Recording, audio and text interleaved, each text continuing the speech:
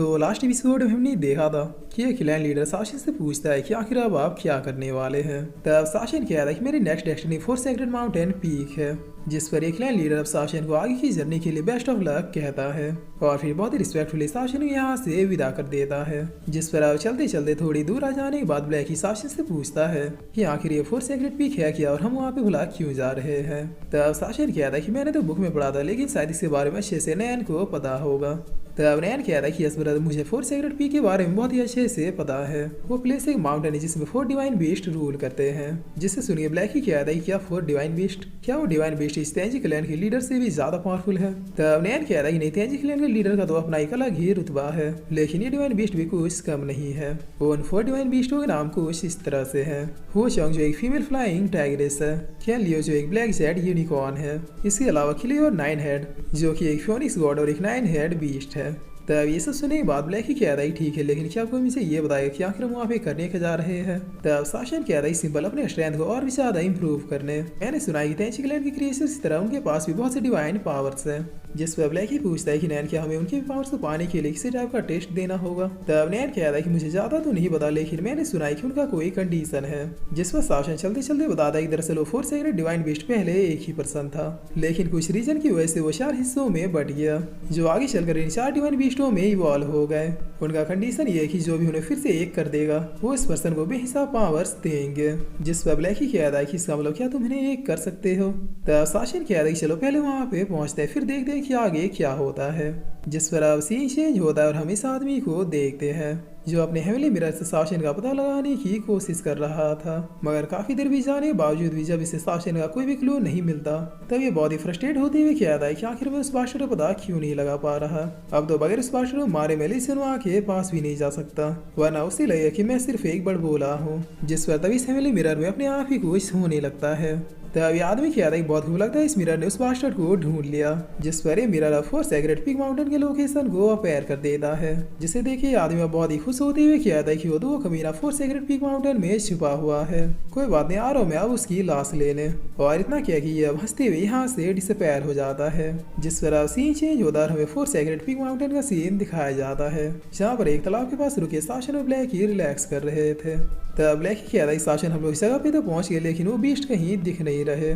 जिस पर शासन कहता है कोई बात नहीं ब्लैकी, हम लोग नहाने के बाद ही उन्हें ढूंढ लेंगे। तब पीछे से नैन कहता है कि आप लोगों को नहीं लग रहा कि यहाँ पे कोई आ रहा है। जिससे सुनते शासन कहता है सच में कोई आ रहा है, सब लोग केयरफुल हो जाओ। तब अभी बहुत ही खुखार रोर के साथ पीछे से कोई बीस्ट आने लगता है, जिससे ये तीनों बहुत ही गौर से देखने लगते हैं।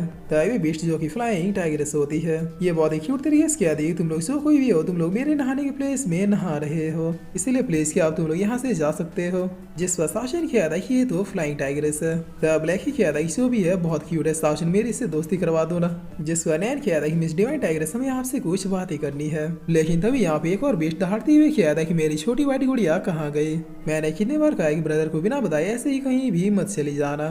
तभी फ्लाइंग टाइग्रेस कहती तुम लोग जल्दी से यहाँ से चले जाओ, मेरे बड़े भैया बहुत ही गुस्सेल है, अगर वो मेरे साथ तुम लोग देखेंगे तो फिर बहुत ही ज्यादा गुस्सा करेंगे। जिस पर अब यहाँ पे एक और बीस्ट आ जाता है, जो और कोई नहीं बल्कि ब्लैक जेड यूनिकॉर्न था। ये अब यहाँ पे आते हुए कहता है कि मुझे यहाँ पे तेंजी क्लैन के बीस्टों की फीलिंग क्यों आ रही है। वेल वो सब छोड़ो, मुझे ये बताओ कि आखिर तुम 3 निकम्मे कौन हो। तब इस ब्लैक जेड यूनिकॉर्न को देखे शासन कहता है कहीं मेरी आंखें धोखा तो नहीं खा रही। तब ब्लैकी कहता है कि नहीं नहीं, मुझे भी वही दिख रहा है। जिस पर अब नैन कहता है कि महान ब्लैक जेड यूनिकॉर्न आपसे मिलकर बहुत ही ज्यादा खुशी हुई।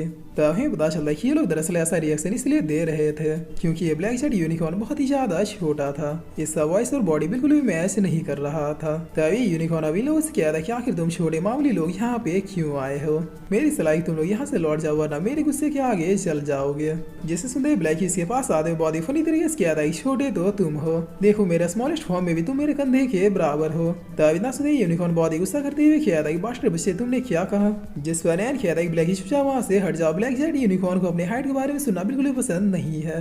तब ये ब्लैक जेड यूनिकॉर्न अब गुस्से में अपने ऑरा को अपेयर करते हुए कहता है तुम्हारी हिम्मत कैसे हुई मेरे हाइट के बारे में बोलने की, इस पूरे सेंसी कोऑर्डिनेट में मुझसे लंबा कोई और नहीं। जिस पर शासन बीच बचाव करते हुए कहता है सॉरी सॉरी यूनिकॉर्न लॉर्ड, मेरा ब्लैक ही थोड़ा गधा है, आप जैसा शानदार मालदार और टॉलेस्ट की रेसर तो मैंने अपनी पूरी लाइफ में कभी नहीं देखा। प्लीज आप अपने गुस्से को थूक दीजिए, हम यहाँ पे कुछ जरूरी बातें करने आए हैं। तभी यूनिकॉर्न अब साथ होते हुए कहता है बच्चे तुम मुझे पसंद आए, बताओ तुम्हें क्या बात करनी है। जिस पर शासन कहता है कि मैं आप 4 डिवाइन बीस्टों को फिर से एक कर सकता हूँ। तभी यूनिकॉर्न कहता है कि लेकिन मुझे तुम्हारी लेवल बहुत ही ज्यादा कम लग रही है, खुद इस कॉन्टिनेंट के टॉप मेजर गॉड्स भी ऐसा नहीं कर पाए। जिस पर शासन कहता है कि लेकिन मैं करके दिखाऊंगा, प्लीज आप मुझे एक चांस दीजिए। तभी यूनिकॉर्न कहता है ठीक है, तुम्हें खुद पे इतना ही भरोसा है तो मैं तुम्हें एक चांस देता हूँ, चलो मेरे पीछे आओ।